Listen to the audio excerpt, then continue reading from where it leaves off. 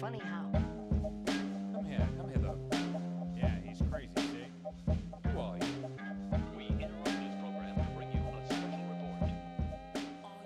I have a very good friend of mine on, and we're going to discuss kind of, I think it's kind of fitting with everything that's going on right now. The coronavirus, everything shutting down. It seems like the country is in total panic. So I have Tony Berardo on the phone. What's up, bud? How you doing, man? I'm great, man. Thanks for having me on. Yeah, no problem, man. I figured, I know you guys got a lot of things going on down there in Florida, just like they kind of do everywhere else. So I think I heard you, we talked the other day, you said something about pretty much shutting the whole city or the state down pretty much, except for just like grocery stores and things like that. Yeah, well, the mayor, I think the ordinance goes in today at midnight, or maybe it was this morning at midnight, but pretty much everyone just, staying home, full lockdown in Florida. And, obviously hospitals, first responders, grocery stores.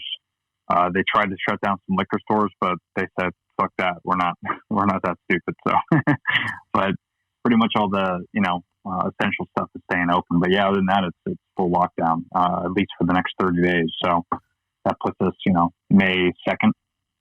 We're pretty much going to be, quote unquote, in quarantine, on lockdown. What's the correct terminology they want to use? Not quarantine, but what do they call it? I heard not social distancing, yeah, but I heard it earlier. I can't remember. It'll come to me. I'll have to. Yeah. But yeah, I know what you're talking about. Yeah. So that's the plan, man. Unfortunately. Yeah, I think that's kind of the way it is everywhere right now. It seems like it's just getting worse. I know they're calling for here in Georgia. They're talking about that. It could peak around April 22nd. I think is the date they gave. I'm not sure how they came up with that date, but I don't know. I don't see that happening. But I'm not a doctor, but I hope it does anyway, for the sake of small businesses and all that kind of stuff, because it seems like a lot of people are getting hurt right now. It's pretty unfortunate what's going on, man.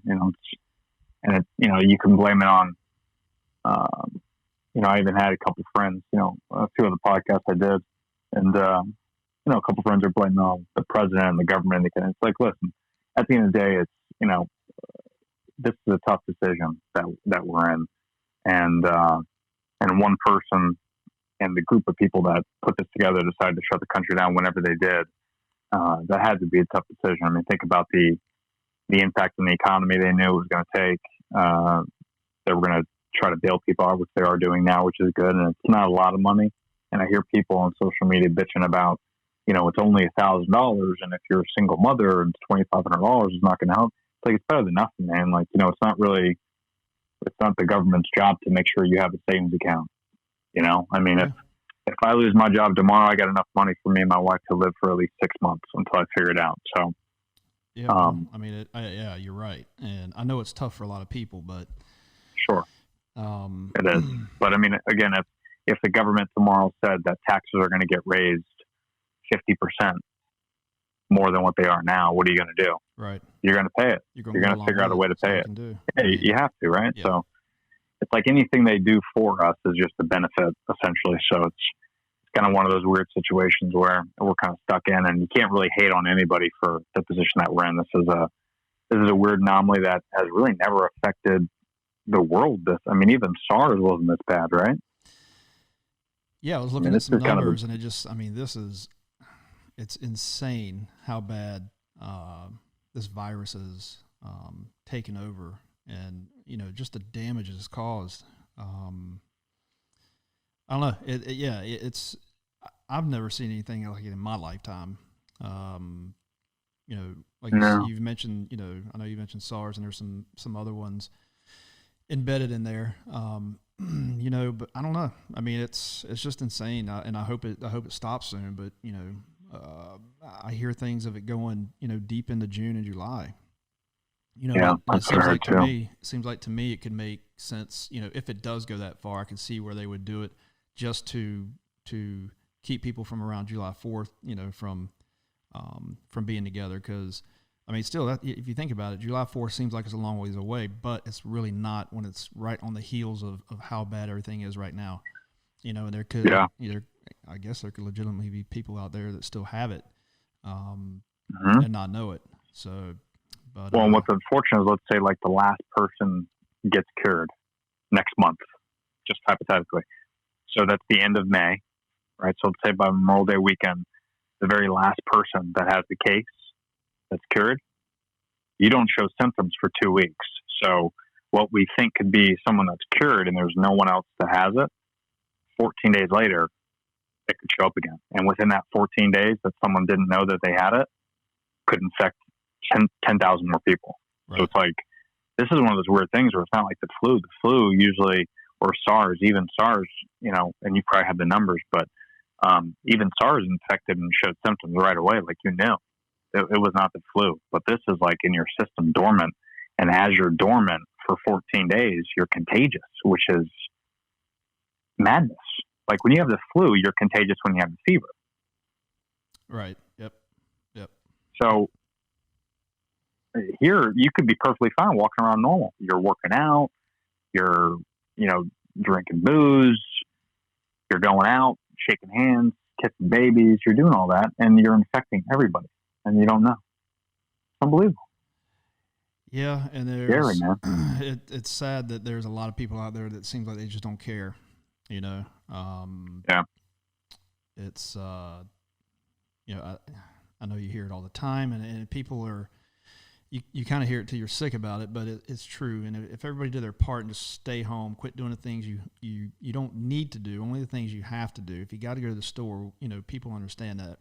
I've had to go to the store several times. It seems like I go more now than I did before, but it's just because there's just not everything's in the store, so you got to keep going back to check every now and then if you need it. But if everybody would stay home and not, you don't have to go play golf. You don't have to go to the beach. Well, and in this case, I'm sure it's like this around where you're at, but on the signs that when you're driving down the interstate, it says, all beaches closed indefinitely due to coronavirus. So I know the government's trying to do their part, and there's a lot of people that complain about it, and that falls into everything. I mean, you can talk about hurricanes or whatever natural disasters. People get mad because they have to. It's when somebody tells them they have to stay home or they have to evacuate. People tend to get mad, and they don't want to be told what to do. And I think a lot of the younger people are, so they just don't care because, according to what they said on the news, I don't know, maybe a couple weeks ago, it's usually towards the elderly people or people with underlying conditions that it could affect the most. So I think they took that and ran with it, but that's unfortunate. Yeah. But so there's some there's definitely some facts that point to this disease or this virus and where it came from. And I know you being vegan, you eat healthy. I know you pay attention to what you eat and how you eat it. I mean, do you think this? Do you think that this is this comes from or stems from some kind of food, some kind of what? I know they talked about bats at one time, and there's a lot of conspiracy theorists out there that have their opinions how it's made in the lab and it was put out and it wasn't supposed to be, and all this stuff. But so I mean, what's your thoughts on being foodborne coming from bats? Well, and again, I'm not. I mean, we're not scientists or anything. It's just opinions. But I mean, for me, with the research I've done, the people I've talked to, and just my thought process. I mean, go as far back as you want. Most diseases and most infections usually come from animals. I mean, that's just how it is, right? I mean, I forget what it's called, but there's I'm gonna have to look it up because it's gonna bother me. But there's an infection that there's a disease that comes from deers that now they're actually saying it could potentially be contagious to humans. So again, I don't want to say it's all animals, but people hunt deer, they eat deer. Mm-hmm. And if it's if that type of disease, here it is, chronic wasting disease, CDW. Mm-hmm. Can humans get it? No cases are actually from CDW have been actually reported by humans, but studies have shown that it can be transmitted to animals and not just other deer, but including primates, which would involve us. So there's no distinct cases of it, but this is like that's a disease that could get worse. We don't know. Of course, it could stay the same. Right. And the reason I say that is because SARS, same way that came from a wet market. You probably have the exact location, but swine flu, swine flu, that's another good example. That's a big one. Yeah. And then the whole bat thing, I just think, there's a couple things. So I think it's 100% possible, because if you look at these wet markets and you look at how things are done overseas in some other countries, usually how they farm animals and how they sell animals, it's in these very disgusting, untreated environments. Mm-hmm. And, I was arguing about this with a buddy of mine the other day, because he's like trying to refute me. I'm like, listen, man, even if this virus didn't come from it, is it safe to say that those conditions are unhealthy? And he goes, yeah, probably. I go, okay. I used to be a bartender and a server at a restaurant, me personally. When I went back, and I'll just say it right now, I used to work at TGI Fridays and Chili's. Mm-hmm. I don't eat there anymore, because I've worked in the back of those places before. Right. So I know what it looks like in the back of a multi-million-dollar company like Chili's. So what do you think it looks like in the back of a rundown, disgusting wet market in China? Yeah. You're not going to want to eat that food, but people do. And then, some of those people are used to it because they're grown up with that type of thing. But if you have all these tourists that go there and eat that random food that they're not used to eating, and your body has never eaten it before, it's very similar to if you go from being a vegan to eating meat, or vice versa. You go meat to being a vegan, your body has to adjust to that. So sometimes your body doesn't react very well, and then it could have been maybe this infection got, brought on because one person from New York went to China, ate some food, it didn't agree with it, and then next thing you know, your body created this virus to combat it. And maybe it was a white male that's 50 years old that contracted this and spread it all across the world. That could be it. But all I'm telling you is, if we didn't have these wet markets, I'm almost 110% positive that we wouldn't have the infections that we do. Yeah. So it's not necessarily the food. I think it's how food is treated. I think a lot of it, that's probably the big thing. Yeah, I think a lot of it has to do with, I did read where, majority of these viruses, they do come from animals. But I think you look at, like you said, you touched on it, you have these places that raise, it could be cows, it could be chickens, and especially chickens, because they put thousands upon thousands upon thousands. And, it's not an exaggeration. They have these places where they keep all these animals, and they get sick. And they pass that stuff on to other animals. But, and they continue to take those same animals, and they ship them out when they're in these countries and they're in these places where they don't monitor that stuff, and it gets out. Mm-hmm. And it takes one, just one. That's it. Yeah. That's it. That's all it takes. It's, I don't know, but how do we keep that from coming, into our country? How do we keep that from somebody getting that disease and coming back into the country? It's to me, it seems almost impossible. Yeah. At this point, it's definitely tough. I think I used this example with you personally the last time we had a conversation, but it's like trying to convince my Italian father that he shouldn't eat meatballs anymore. Yeah, that's not going to happen. It's the point of no return, man. He's even if there was a study that came out tomorrow that said Italian meatballs cause diabetes, cancer, all, he's like, he'll probably say, it's all right. I'll get it. It's all good. It's worth it. Yeah, well, because you're so embedded in that culture and that food and that you can't let it go. So, it's an addiction, man. It's like smoking. It's like anything else. To tell someone that they shouldn't, eat these types of foods anymore is, is crazy. We almost have to be like the parent that says, okay, you want to smoke cigarettes? All right, you need to smoke a whole pack. Right. Well, I think food is a good example of that when it comes to people being told what to eat. They don't want to be told what to eat. Nobody wants to say, you need to stop eating, I don't know, whatever it is that you have and that affects that. It could be red meat, it could be sweets. I mean, if you have diabetes, it could be a number of things. But people grow up eating a certain way, and a lot of people stay eating that certain way, and they don't want to be told what to eat, you know? So we'd have to let people, you know, kind of go through growing pains of the negatives behind it, and hopefully we'll come out the other end positive. I mean, it's not surprising that SARS and all these, influenzas and all these different types of infections, how they take out mass populations. You know, we only invented the flu vaccine because of these infections, right? Like, imagine if we never had this vaccine. You know, like, imagine if this was the very first time that we've ever had a case as severe as this, which it kind of is, but also it's not. I mean, you know, like, imagine if we started developing something for SARS, and we were like, hey, you know, SARS might happen again. And this is kind of like that. You know, it's something that we didn't really have the cure for, and thank goodness it wasn't as severe. But I mean, it's a coronavirus. SARS is a coronavirus. This is, you know, COVID-19 is part of that umbrella. So it's like, you know, we're never prepared because we don't spend money into this type of industry because we don't think it's going to kill us down the road.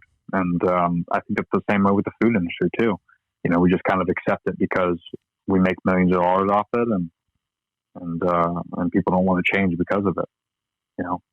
Yeah. Well, I mean, unfortunately, you know, I saw a doctor, what's his name? Dr. Fauci. Is that how you pronounce his name? I think. He was on the news the other day, and he was talking about the diseases. I mean, the vaccines that they're, you know, trying to figure out what's going to hold this thing at bay. And somebody had asked him, how's it going, and are we going to be able to get something anytime soon? And he said, look, you know, you don't come up with this thing overnight, and when you do come up with something, just because you come up with it doesn't mean that, you know, in a week it's all of a sudden going to be out and you know, curing everybody. Because you have to, you got to do human trials. You have to do trials, and then you know, you have to see how it works, and then even at that, it could be a month before they come out with something that's definite that they know is going to help. I mean, oof. You know, it's just it's a bad situation all the way around, and I know people want answers, and I know people, you know, they just, you know, they think that the government, they blame the government. They think they don't act at the right time, and they throw all this blame everywhere. And it's, you know, I mean, I know they're doing everything they can, but it goes back to what we said. If everybody sits at home, does what they're supposed to do, it gets boring. We do it. I know we work for the same place. And we constantly have video conferences, you know? Oh, yeah. But it's keeping busy. For sure. I mean, I just got off one. You know, what is it? It's 6:20. Before you called me, I just got off one. I was on for an hour and a half. I knew you were on one too. It's like, you know, we're doing everything we can to bring value to our company, and you know, we're all in this thing together. But the problem is when people aren't, when they're going out and they're not staying at home, those people are the ones that are in it with us, and they're making things worse for all these local companies. You know, when you see that guy or girl that's, you know, going to a local bar and restaurant to have a couple drinks instead of staying at home and doing like what we did last night, have a drink on Skype or Zoom or FaceTime. You know, I know it's hard, man, not to be around people, but it's bigger than us. Like, it's bigger than the bar that you go to. It's bigger than the beach that you go to. Like, you know, I'm very confident that I don't think, because New Orleans got the most cases and so does Florida. And I think if Mardi Gras and spring break didn't happen, if we canceled that when we were supposed to, and we told people, you know, lockdown, mandatory lockdown, which is hard to get approved through Congress, but if we were smart enough to bring in scientists and really say that this is the real deal, this is worse than anything we've ever seen, and if we shut it down back March 1st, I don't think we would be in the situation we're in now. Now it's out of control Yeah, well, there were because people aren't staying home. Yeah, there were people kicking and screaming when they canceled the St. Patrick's Day parade here. Oh yeah, I bet it's huge here. I mean, well, for one, it brings. You hear about? Do I know? Oh, sorry, not to interrupt you. I was going to say, did you hear about all the backlash that New Orleans is getting? No, I haven't. From Mardi Gras and shit. No, but I'm sure they are. I mean, it's just like here. Yeah. I mean, it's for one, it brings a ton of money into the city. You think Mm-hmm. you think of the hotels, you think of the restaurants, and not just that. That's like, the restaurant bars. That's like the obvious. But then it's still all the other shops. Where they buy T-shirts or glasses or shoes, or they go to the mall and they go shopping, and it affects everybody, and it affects it dramatically. It's a huge deal here in Savannah. So, I bet. And people were kicking and screaming, and they were mad because they were gonna cancel it, then they were gonna push it back. Then they said, no, you know what, we're gonna do away with it this year. And you're talking about hundreds of thousands of people that come into here, and I'm sure, I'm sure New Orleans was the same way. I mean, it's Mardi Gras, there's a Louisiana again. I got these tickets. So obviously worldwide we're at over 1 million for Corona. United States is 273,000, and New Orleans has close to 11,000 cases. Yeah, 370 deaths that are actually reported. Actually, yeah. Yeah, almost half that is just in New Orleans. Yeah, you think that's how Louisiana. Yeah. Yeah, exactly. And this is a high poverty area too, so it's like, do these people really have health care? There could be a lot more people that are infected, like you said, that can't even afford to get tested. Yeah, or they don't have enough tests wherever they're at. I mean, right? It's like I said, they're yeah. That's another thing too. I think hopefully this will open up a lot of people's eyes to where, there's a lot of local businesses that are going to get shut down and stuff. But the wife and I were talking about this, and obviously, because we work for the same company, but we're very blessed the company that we work for, and I think hopefully this will open up the eyes of other people that maybe are, I don't want to say messing around with like a part-time gig or, being a bartender or whatever, because all that stuff is I used to be a bartender. Mm-hmm. The hospitality industry is probably hurting a lot right now, but if you're like 35 and you're one of the ones that got fired from a restaurant, maybe that's a good sign. Maybe this is for the time, maybe you go work something at home where you can do insurance claims, or you could be a mortgage broker, or something in your comfort zone, maybe something you have to study for and work hard for, but you can make more money. Like you shouldn't really be. I got out of that industry when I was in my 20s. Right. So there's a lot of other people that at 30 years old didn't get their shit together, and now they're probably regretting it because I've talked about in my other podcast where they spent $2,000 on rent at an apartment. Wow. And if they don't have jobs now that's expensive. Like you should have either stayed with your mom and dad a little bit longer to save money, or you should have invested in a home, or you should have dipped into real estate, or should have money in the stock market. Like you could have done a lot of different things. And hopefully these younger kids that are the ones that aren't stupid enough to go to the beaches during this lockdown, but the other portion of the population should hopefully smarten up a little bit and be like, every day I need to have my shit together, because something like this could really happen to where my business could shut down. I could lose my job. Do I have a savings account? Like right. These are all things that are in our control, and it's hard to hear, but these are the facts. You gotta have your shit together, man. Well, you can take this time also to, if there's anything that you ever wanted to do, you can't say that you don't have time to do it now, or maybe you want to start a side hustle.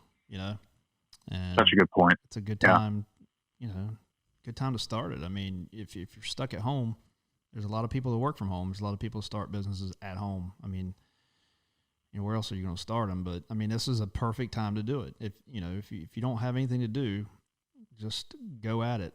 And especially if you've lost your job. I know it sucks, when you don't have that income coming in, you don't know where it's going to come from, but it should give you a little bit of motivation to at least, try to find that money somehow, some way, doing something, Yeah.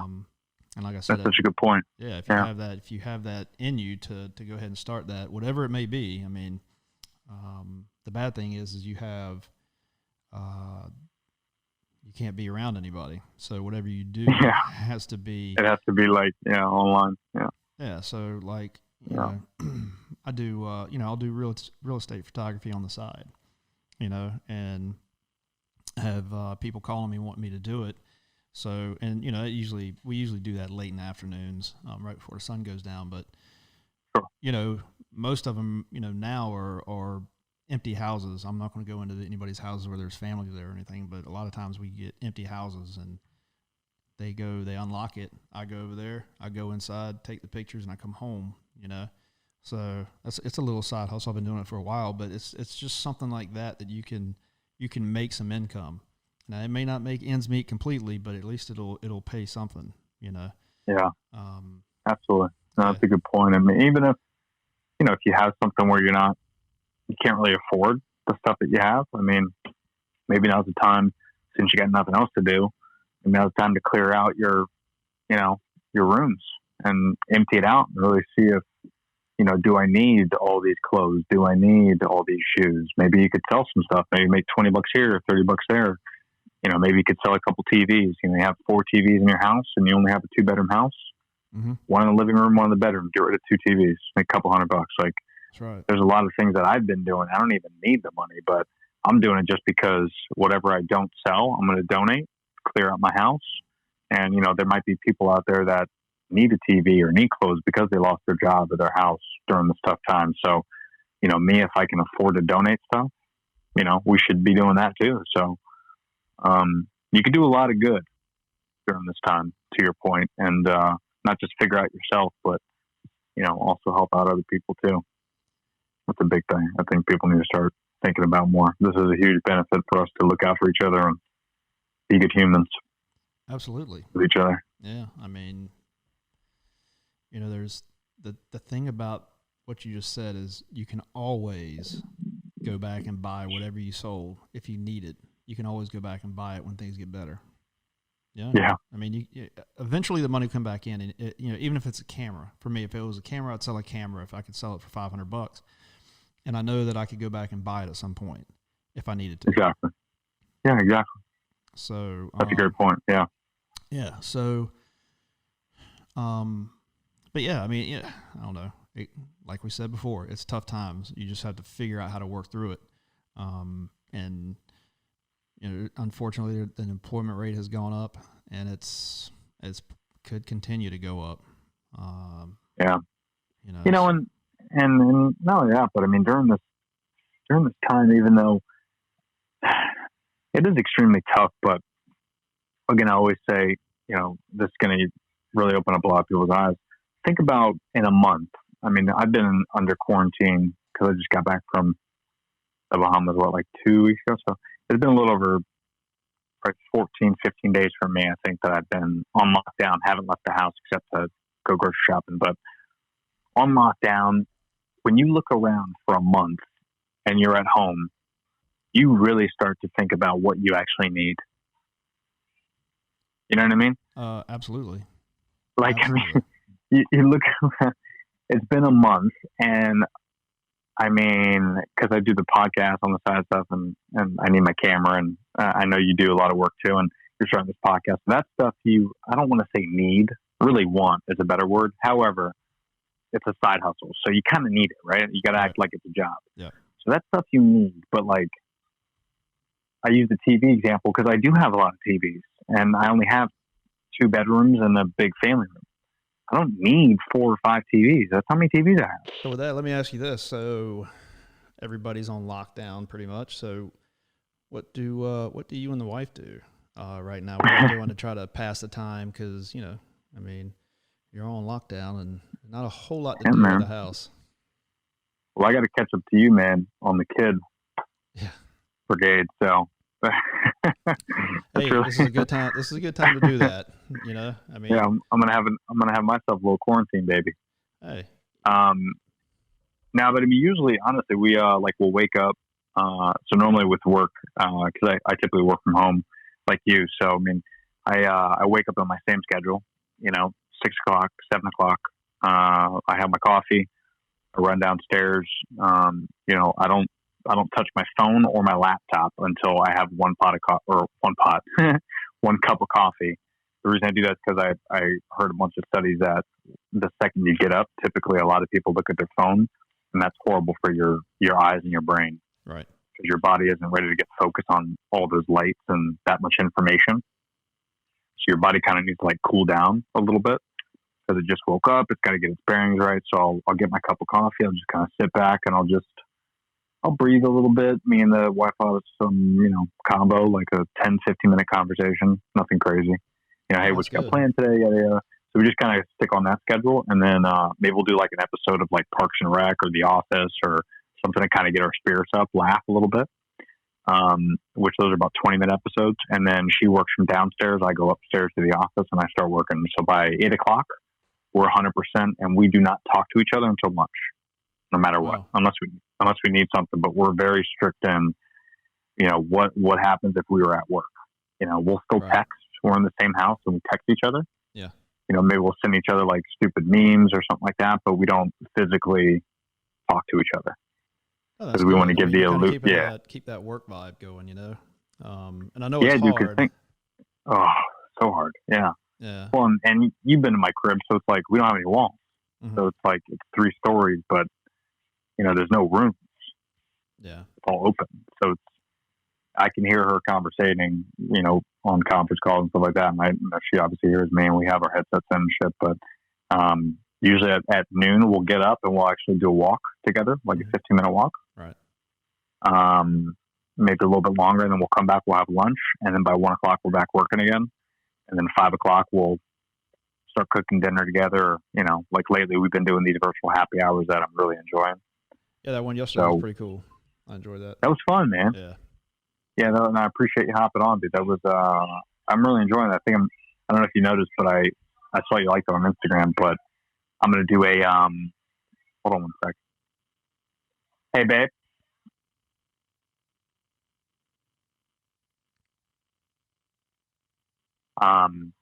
Wanted to make sure she had a headset on, but she's downstairs, but you can still hear.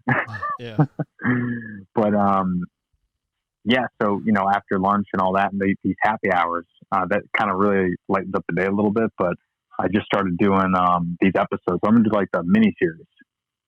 Okay. Where I'm just like every week I'm going to do a virtual happy hour, have different guests and, maybe 1 or 2 a week, but I'm just kind of creating like a whole mini series off my podcast. So just finding new hobbies, finding things, challenging myself and, sometimes doing, because I've been doing the podcast for 62 episodes now. So it's like, I'm running out of not necessarily ideas, but, since I can't have guests, I'm not going to stop doing my hobby because I really enjoy doing my podcast. So I had to think of a creative, different way, like you said earlier.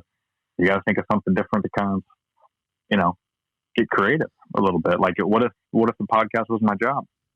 Yeah, exactly. Yeah. So, and it's terrible that you can't sit face to face with somebody, but something like this right here, it's nice to be able to make a phone call and then, just kind of talk things out. Cause I mean, obviously there's a lot going on right now and, everybody's experiencing it. It definitely,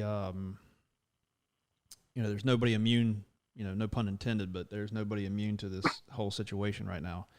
And it's affecting everybody. And I think doing something like this is just, it's good to just talk about it, talk about that. Not necessarily, it doesn't even have to be about the virus, but I think it's fitting with what's going on right now. And, how it affects everybody pretty much the same. I know it does us because we, like I said before, we were employed by the same company. So we're lucky, I think, in that facet. So, but, yeah, so I mean that's cool. I mean, if y'all can make that work, where you're upstairs, she's downstairs, and I've seen the place, so there's not a lot that's between you two, except maybe about 20 feet, down. So it would be kind of tough. I mean, I'm in an office, you know, I'm kind of blocked off from everybody, but, and my son is, my youngest son is homeschooling right now. So he's on that Zoom, and, you know, Sure. he's with his class. He sees everybody, but, you know, he still, you know, he comes down here. He wants to see me in the office. He wants to hang out, you know, and I'm trying to work. I'm trying to do conference calls and stuff like that. And, you know, it gets kind of tough, but, you know, then that's kind of, we do kind of the same thing you guys are doing. Yeah. We try to break it up Well, every now and then. yeah, and I think it's important too, because we understand that, you know, it's going to be at least a month. Yeah. At least. So my attitude is like, I mean, I love my wife, but to go 24 hours straight. Remember, she's going to be listening to this. That's why I'm trying to talk light. Well, she'll probably listen to the podcast, hopefully. So we'll see. Yeah. I'll make sure she does.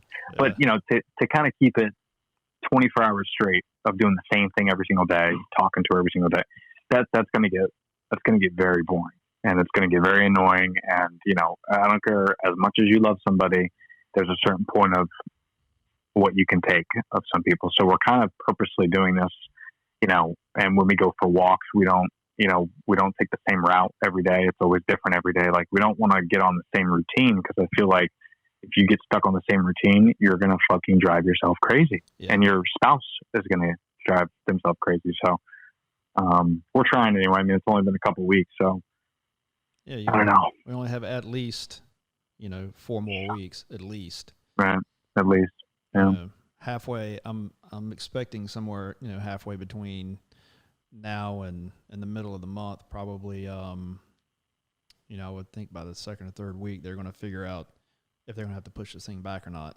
So hopefully not. Yeah.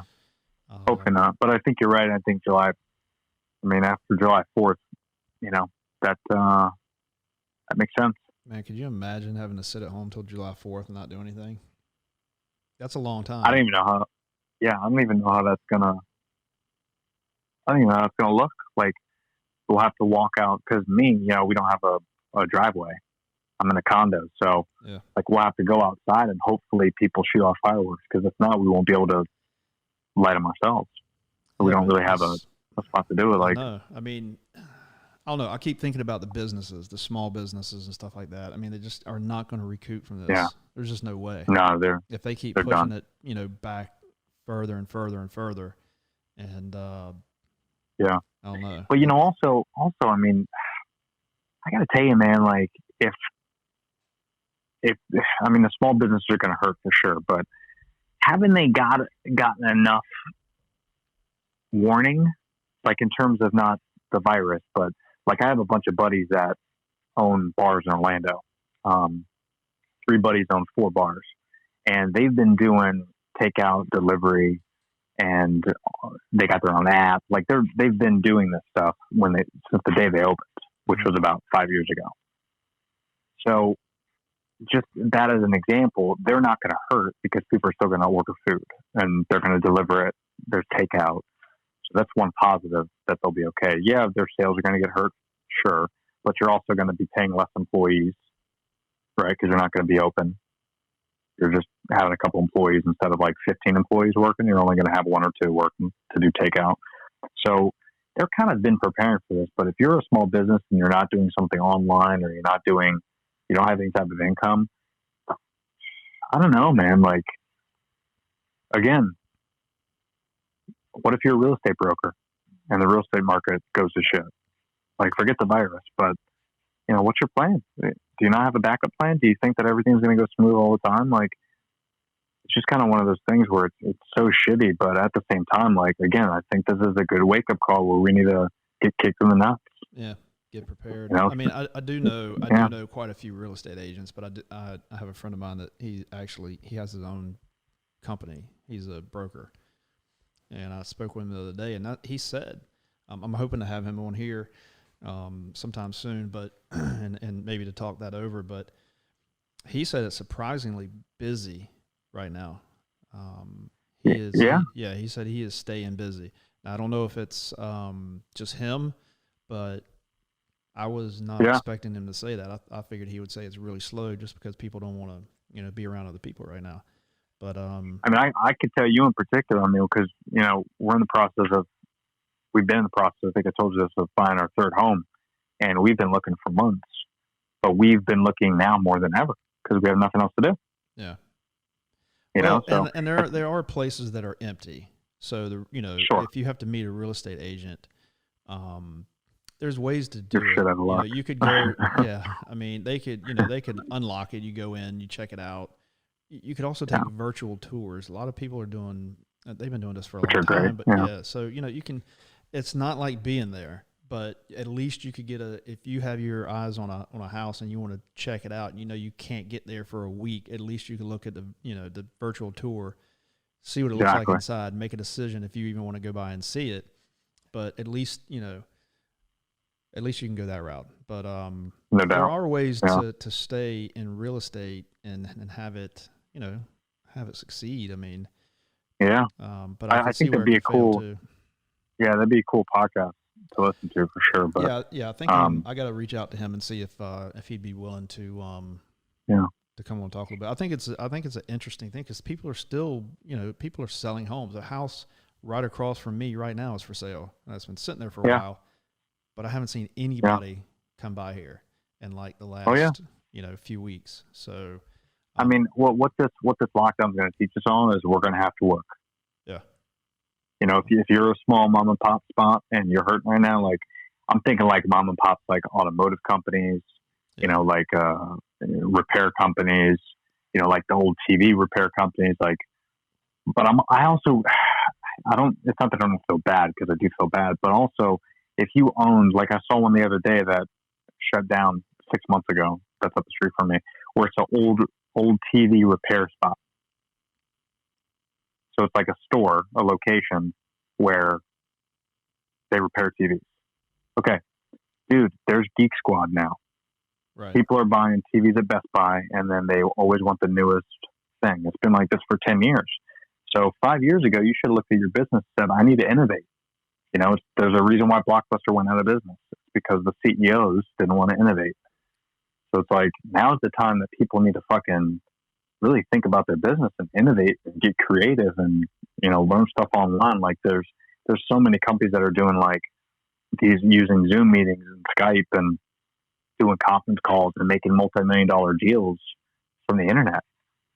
Just, going back and forth talking that you could still have meetings. You just have to work a little bit harder. That's all. People are definitely, that's just the everyday norm now. And you give it another month of people doing the Zoom meetings or however they're doing it online. But you give them another month to figure this thing out. I mean, think of the companies that could change their overhead.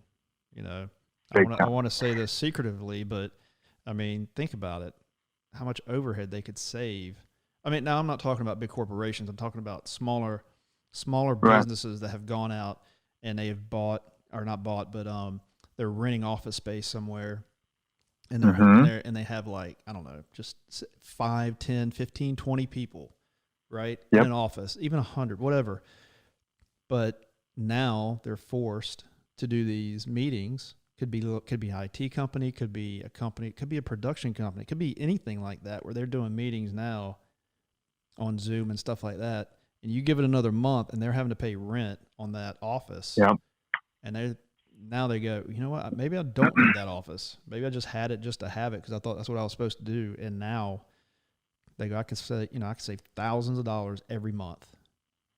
Dude, and I even think we're going to see like big companies like, Targets of the world, the Walmart, like big companies where they knew Amazon was a threat, but now more than ever, I think this is also going to send a wake-up call to those companies and say, we should have shut down thousands of locations 6 months ago. Because now they're starting to realize their online sales, like Target, Walmart, like their online sales and pickup and all that stuff is higher now than ever. Like Publix is having record numbers right now. Publix is. Because of all the takeout and the curbside pickup that they're doing. So they're going to start realizing, why don't we just have that? Why don't we just have online? And why don't we ship everything to the store or ship it to your house or do delivery like Amazon, but with food. Like big companies are going to change. I think we're going to see, which is really exciting to me because I'm thinking like long term in 50 years, all these big buildings and, these big plazas, I think those are going to be shut down and we'll be able to do more agriculture. Mm-hmm. We'll be able to get back down more, maybe doing local farming, getting away from factory farming because we'll have more land now because there'll be less buildings. And we're starting to realize that we don't need all this shit. Like we don't need all these big, crazy plazas. We don't need massage envy. We don't need we don't need all this shit. Right. And I think we're gonna start to realize that after a couple months of being in quarantine, where the little things that are important, and anything that we do need could easily get delivered to our house. Yeah. We want to go out, but we don't really need to go out. So at what cost? Us going out means us driving vehicles that are polluting the earth, us going to these stores that minimum wage employees are getting paid bullshit when they can go work at Amazon and make $20 an hour. Mm-hmm. Like, why do we need this stuff? So I think we're going to start rethinking a lot of stuff. I think in 50 years, our kids are going to be, looking back saying, hey, remember that whole pandemic thing? Well, it worked out well. Mm-hmm. So, so I'm looking at this thing. It says, what are they buying? COVID-19 online shopping trends. And it says, top 5 main categories: grocery and gourmet food, 26%, appliances, 14%. It just keeps going down from there. And the bottom is patio, lawn and garden, 9%, which, to be honest with you, that's a lot. I know. So that's 9%. That's US. That's US. Now, wow. Here's Germany. Get this. So Germany, their top 5: toys and games, 36%; sports and outdoors, 35%; patio, lawn and garden. That for us was 9%, 35%. Wow. Grocery and gourmet food, which is 4th on the list at 34%, and video games, 31%. So that tells me, obviously, a lot of people are spending time outside, which is cool. Mm-hmm. People are, obviously, you're with family, you're hanging out, you're doing stuff outdoors, but it's like maybe on your property, hunting, fishing, whatever. And then, of course, video games. So that makes total sense. But that's, those are staggering numbers. It's really interesting, though. Yeah, that's kind of crazy. And that's all online. Yeah. That's all online, man. Mm-hmm. Yeah. So it's like, if you look at a store like you take a Target, for example, I keep using that just because I love Target, but you keep using that, you can literally gut out everything, make it a big ass Amazon looking warehouse, and you can just ship. You can do that to every single one of your stores. And yeah, those Target employees are going to lose their job, sure, but guess what? They didn't always work at Target. They can easily find another job. Or better yet, they can still work at Target, but they work in the warehouse. Yeah. Instead of like stocking shelves and stuff, now they're fulfilling orders. So, but Target doesn't want to innovate because it's going to cost a lot of money, and they don't probably want to do it, just like Blockbuster didn't want to do it. So, I mean, but, what do they do with like Amazon? What do they do with these warehouses where they have, hundreds of people working at these warehouses? I mean, are you able to keep, if it continues like it is right now, are you able to, keep people 6 feet from one another as they're getting stuff? I know some of it's like, it's done, people don't put hands on certain things, but there are places where people actually put their hands on the product to ship it. Yeah. Think That's about a good that. question. That's a really good point. I don't know they come out with all these things, but it can live on this for this long. It can live on your bottom of your shoe for this long, metal, plastic, all this stuff. I don't know the stats, but right. So what if that box you order from Amazon, and God forbid you order something for Amazon, you got Prime now because you won't see it for a month. You should know that right now. Right. But but what about that product that you order that product? You did what, a week ago, 2 weeks ago, something like a week and a half ago, yeah. something like that. Yeah. So how many hands has touched that box before it gets to lot. you? Good point. A lot. Yeah. And if it can live, whatever the stat is, that it can live on plastic, because you got plastic, you got cardboard, you got the tape, you got everything that they've touched. And everything they've touched before that to get to that. Now, I don't know. They could be wearing gloves for all I know. Yeah. I'm just But still, assuming, I'm yeah. assuming that it's, if it's like normal where you go and you pick a box up, you go pick a bag up from the grocery store, a bag of potato chips. Somebody put that hmm bag there, right? Somebody Someone did. somebody could have picked it up and said, you know what, I don't want this. I'm gonna put this back. Yep. Oh yeah. I did it the other day at the grocery store. That's why I think about it. I mean, I couldn't help it. I was just like, I don't need this. I'll put it back. And then, Yeah. and then I looked at my son that was with me, and I was like, And you, how yeah, many you people could have have been done effective this? easily. Right. Yeah, I was like, how many people have done this?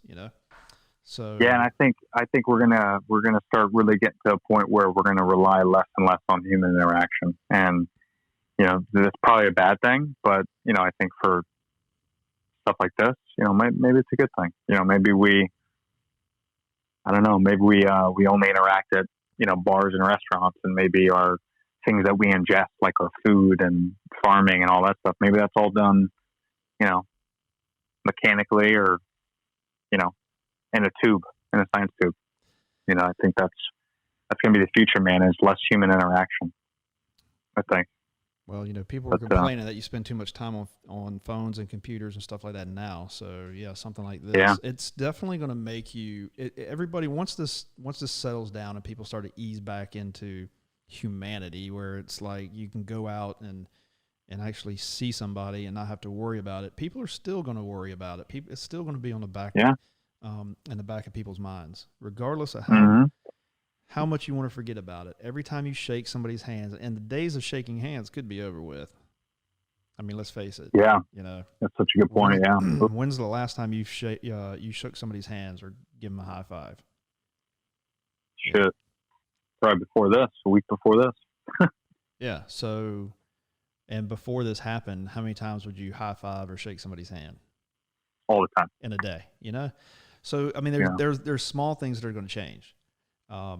There's no way around it. This has definitely left a mark on the planet, not just the United States, but everybody. I mean, my wife is from Honduras, and it's you really only think about where you're at, basically, until you see something on the news or you hear somebody talk about it. But and you realize how much it's impacting everybody. Yeah, but having a wife that's from another country, and her family is part of her family is over there, and you hear about how much it's affecting them too, and it's affecting a lot of them pretty bad. So just like it is here, it's no different. A little worse in some places, but it's affecting the planet. That's what's crazy, So it's going to be on everybody's mind. I don't think it's going to. I don't know if it's going to let up anytime soon, but even if it does, like I said, it's going to be something to think about for a while. And I hope everybody recovers from it. And I know that we got a lot to recover from. So just working in our company, but other than that, man, it's you could talk about this for hours and probably not come up with any solutions, but it was a good talk for sure. No, I think it's good to have these conversations too. I think it's, so I appreciate you having me on, and it's, again, you can definitely have more conversations about it. And I think we should. I think, as people learn new information, it's platforms like podcasts and things like that people, hopefully trust a little bit more than just headline reading, or it's long-term conversations, thinking about ideas, because the scientists don't even know everything. If the scientists knew everything, there would be a cure for it, right? So it's always evolving. Things are always learning. So the fact that someone would say in a headline that this is definitive, that's just kind of ignorant. So I think it's important to constantly have conversations about it, and not just this topic, but just all topics. So right. I appreciate you having me on, man. This was an honor. So it was a good talk, and obviously there's other things that somewhere down the road we'll talk about. We got a lot of stuff going on, so a lot of things to talk. Well, now about. we have the time to, right? We got a lot of time, so I'm sure we'll be talking about some stuff again. And again, appreciate you coming on, and you guys take care down there and be safe, and I'm sure we'll get together sometime soon. Thank you, my brother. You as well, man. All right, man. We'll see you. Thanks. Bye, buddy. All right, bye. All right. Well, that was Tony Berardo, and just in case you want to listen to a interesting podcast, you can go to Tony Berardo's either his Instagram page, or you can listen to his podcast, which is the Berardo podcast. But you can go check his stuff out. He talks about a lot of interesting things. I've been on his podcast, and he's got some good stuff to listen to. I think you'll enjoy it. So my suggestion would be to check that out and pass it on to anybody that that listens to podcasts. I hope everybody stays safe out there. Do your thing, man, because if you stay at home and do what you're supposed to do, we can flatten this curve, which is what it's all about, so that we could get back to living normal again and get out and interacting with people, which is important. So stay safe, keep your family safe,